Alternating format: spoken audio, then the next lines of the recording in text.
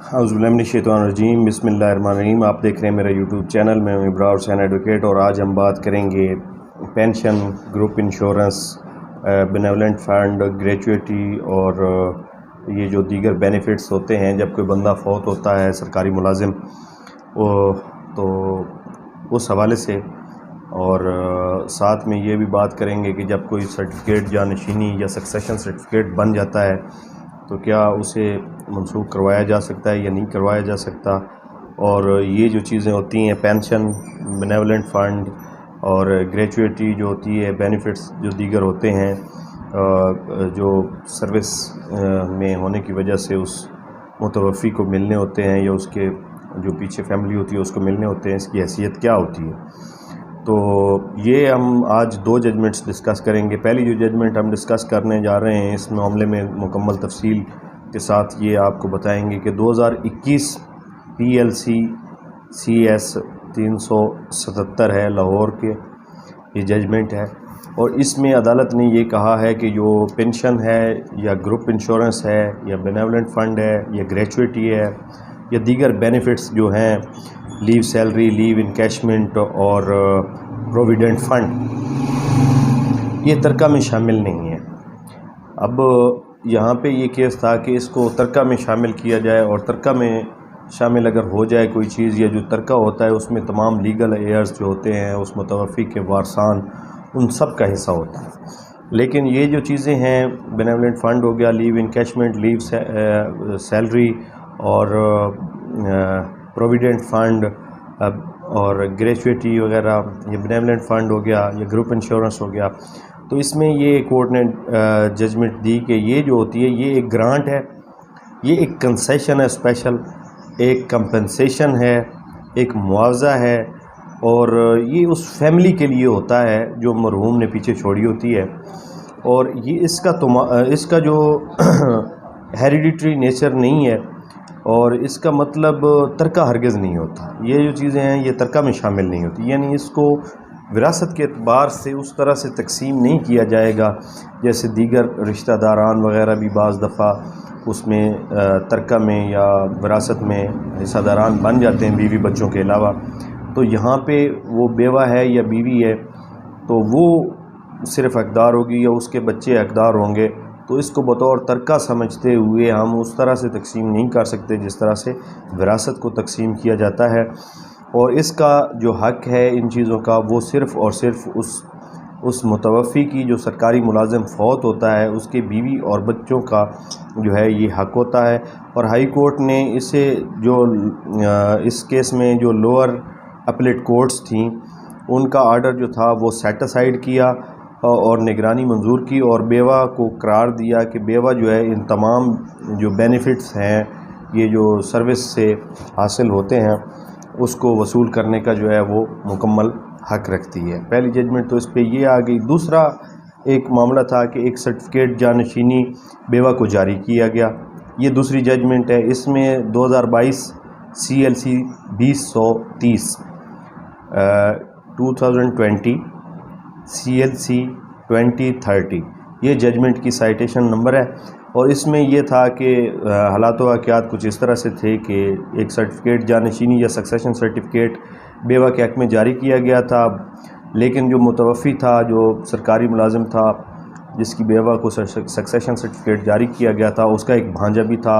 جو اس نے اڈاپٹ کیا ہوا تھا، اور وہ اس متوفی کے ساتھ رہتا تھا، جس نے اس کا موقف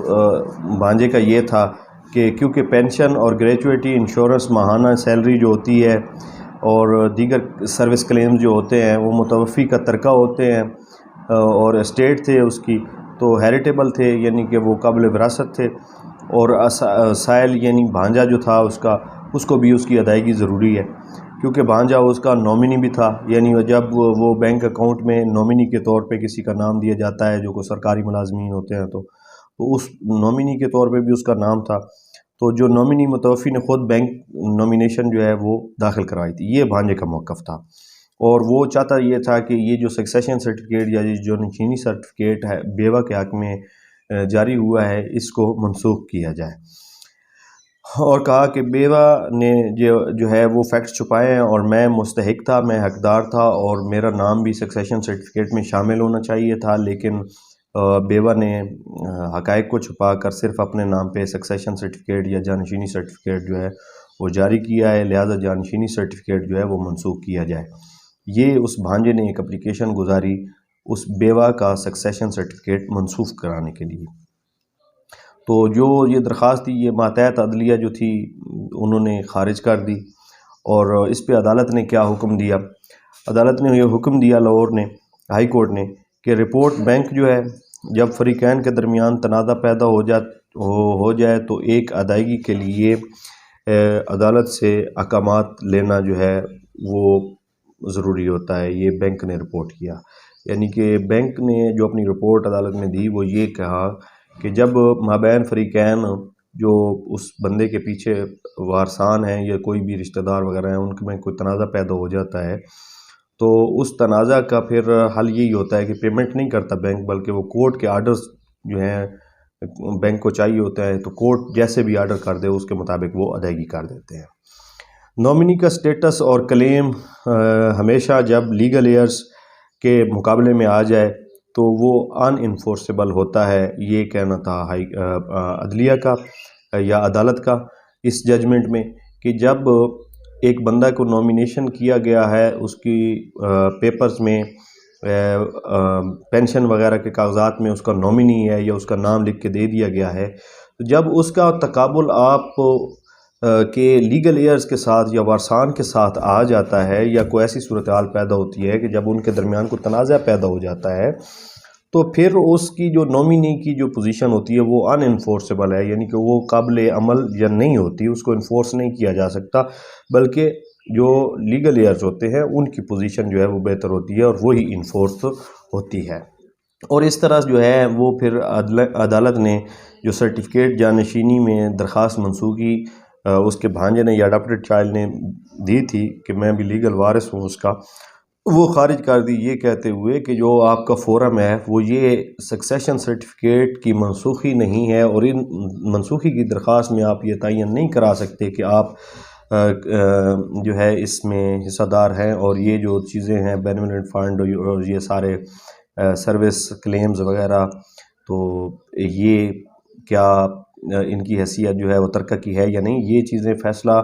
جو ہے وہ کمپیٹنٹ کورٹ نے کرنی ہوتی ہیں، عدالت نے، اس کا فورم علیحدہ ہے، اس کا علیحدہ کیس ہونا چاہیے۔ تو اس حوالے سے انہوں نے کہا کہ یہ سکسیشن سرٹیفکیٹ میں منسوخی کی درخواست میں آپ ان چیزوں کا تعین نہیں کر سکتے، اور سکسیشن سرٹیفکیٹ جو ہے وہ بالکل درست جاری کیا گیا ہے، اور وہ بھانجے کی درخواست اور اڈاپٹڈ چائلڈ کی جو درخواست تھی وہ عدالت نے خارج کرتے ہوئے فیصلہ جو ہے اس کے لیگل ایئرز کے حق میں دیا یا قانونی وارثوں کے حق میں دیا۔ اب دو ججمنٹس ہم نے ڈسکس کی، ایک ججمنٹ یہ کہتی ہے کہ یہ